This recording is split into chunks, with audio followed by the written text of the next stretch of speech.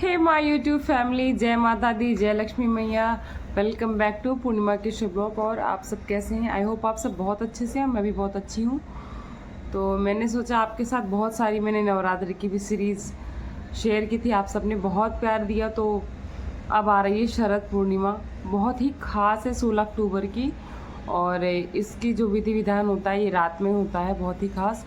और आज के दिन ये छोटा सा महा उपाय जो कर लेगा उसका जीवन में मतलब सारी परेशानियां ख़त्म हो जाएंगी और सारे बिगड़े काम बन जाएंगे, अधूरी चीज़ें। तो चलिए अभी लेट नहीं करते, स्टार्ट करते हो, क्योंकि बहुत ख़ास दिन है और सिर्फ साल भर में एक बार आता है।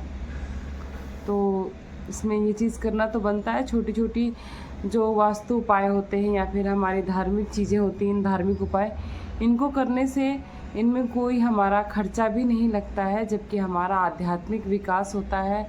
हम आध्यात्म की तरफ बढ़ते हैं, हम नास्तिक से आस्तिक होने की तरफ बढ़ते हैं। तो अगर हम इन छोटी चीज़ों को करके कुछ अच्छा लाभ पा सकते हैं, भगवान को याद कर सकते हैं, तो क्यों नहीं करें। तो चलिए ज़्यादा लेट नहीं करते, वीडियो को स्टार्ट करते हैं कि आज के दिन हमें खास क्या करना चाहिए।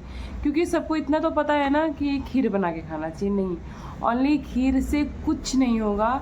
बहुत सारी चीज़ें छोटी छोटी जिनमें ज़रा सा भी समय नहीं लगने वाला, 5 से 10 मिनट का समय लगा के और आप ये छोटा सा उपाय कर सकते हैं। केवल ये मिथ है कि बस खीर बना के खा लिया है, ऐसा कुछ नहीं। तो चलिए लेट नहीं करते हैं, हम वीडियो को पूरा आपको विस्तार पूर्वक बताते हैं। कहते हैं शरद पूर्णिमा ही एक ऐसा दिन होता है जिस दिन माता लक्ष्मी धरती पर भ्रमण करने आती हैं। मतलब वैसे तो आप जब उनको पुकारोगे या फिर किसी पूजा पाठ में ज़रूर आती, पर ये एक ऐसा दिन होता है जिस दिन वो धरती पर भ्रमण करती हैं, ये देखने के लिए कि आज के दिन कौन लक्ष्मी और विष्णु की पूजा कर रहा है। और आज के दिन उनको जो व्यक्ति भी लक्ष्मी और विष्णु जी की पूजा करते हुए मिल जाता है, उस पर खूब कृपा, खूब लक्ष्मी, खूब धन वर्षा करती हैं। तो इसके दिन क्या, आज के दिन आपको क्या खास करना चाहिए? आज के दिन का खास महत्व इसलिए भी है क्योंकि कहते हैं आज का ही एक विशेष दिन होता है, जो कि 365 दिनों में से एक ऐसा दिन होता है मतलब जिसमें चंद्रमा ना 16 कलाओं से परिपूर्ण हो जाता है और अमृत की वर्षा करता है, अमृत बरसाता है। वैसे तो पूर्णिमा हर माह में एक बार आती है, लेकिन ये बहुत ही खास पूर्णिमा है, तो इसमें अमृत वर्षा होती है।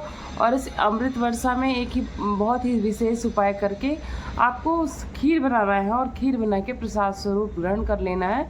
तो आपको खीर कैसे बनाना है हम आपको बताते हैं। तो आज के दिन आपको खीर बनानी है और खीर में आपको थोड़ा मेवा वगैरह डालना है, जो भी आपके पास उपलब्ध है। उसमें कुछ खास मेवे का प्रावधान नहीं है। अगर केसर है ना, बहुत अच्छी बात है, केसर और मखाने की खीर आज के दिन विशेष होती है। तो चाहे एक सिंगल मखाना ही डालो आप, या फिर अगर केसर मिल जाए तो अति उत्तम है। तो आपको केसर या मखाने की खीर, मतलब मखाने की खीर मतलब ये है कि आपको बनानी चावल की खीर है और बना के उसको उसमें डालने हैं मखाने और केसर। उसके बाद उसको आप पूरी रात्रि के लिए आप चंद्रमा की रोशनी में रख दो। चंद्रमा की रोशनी में ऐसा नहीं कि आप ऐसे खुला रख दो, ऐसे तो कोई भी जानवर जैसे छिपकली हैं, चूहे हैं, कोई भी छोटे मोटे जानवर आके जूठा कर सकते हैं, ऐसा नहीं रखना है। उसको आपको किसी छन्नी से ढक देना है।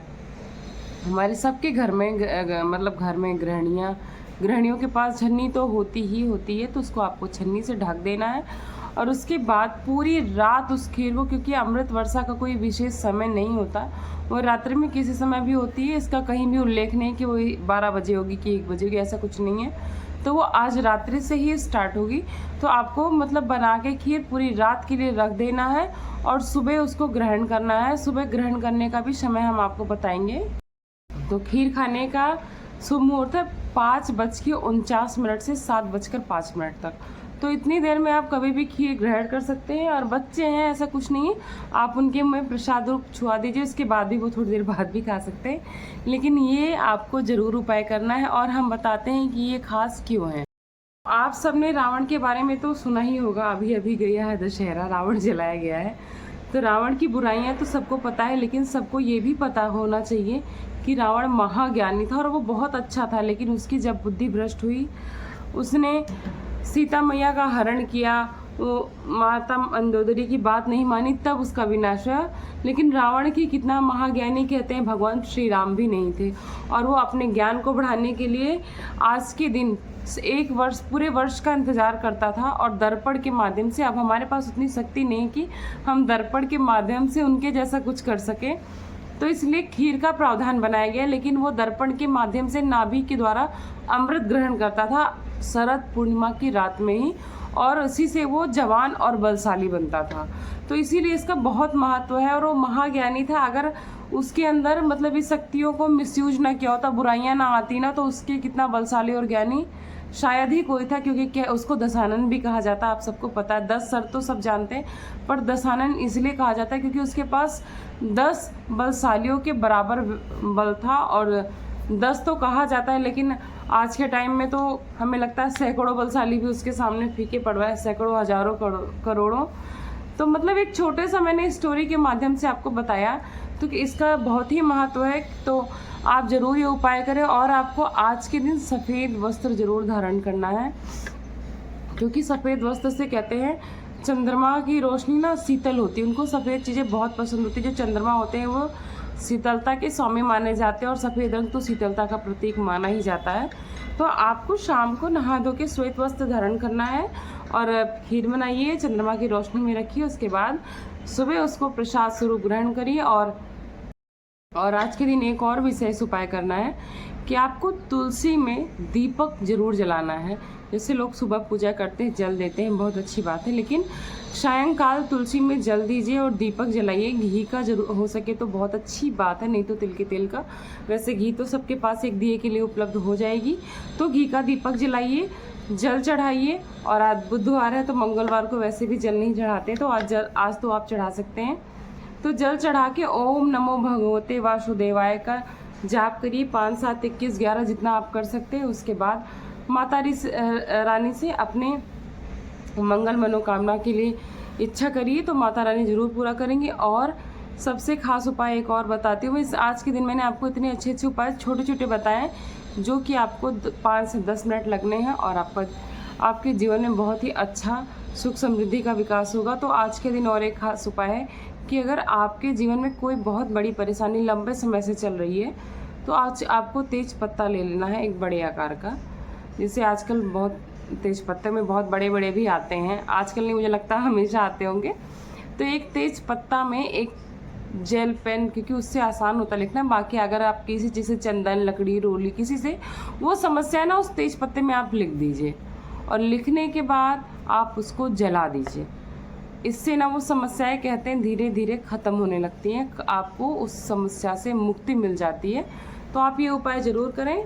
तो मैंने सोचा जानकारी के साथ आपको खीर की विधि भी शेयर कर देती हूँ। तो ये छोटे वाले चावल हैं, थोड़ा सा इनको ले लेना है, या फिर आप बड़े चावल है तो हल्का उनको दरदरा कर लेना। और उसके बाद धुल के 5-10 मिनट के लिए सोक कर देना।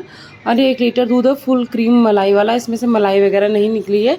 इसको गर्म होने तक अच्छे से पकाना है। और केसर के 2-3 इसमें रेसे डाल दिए, उससे अच्छा ना कलर बहुत अच्छा आता है, स्मेल और टेस्ट तीनों बहुत अच्छी आती है। और केसर भगवान को चढ़ाया भी जाता है। तो उसके बाद इसको अच्छे से उबलने देंगे। 5 मिनट के लिए ढक दिया, हल्का सा खुला रखेंगे ताकि दूध बहने ना पाए। और हर 5 मिनट पे 10 मिनट पे देखते रहना, और मीडियम फ्लेम पे रखना, बहुत हाई फ्लेम पे नीचे से चिपकने लगता है। और बिल्कुल अच्छे से चला दिया। अब इसमें थोड़े से छुहारे काट के रखे थे वो डाल दिए हैं।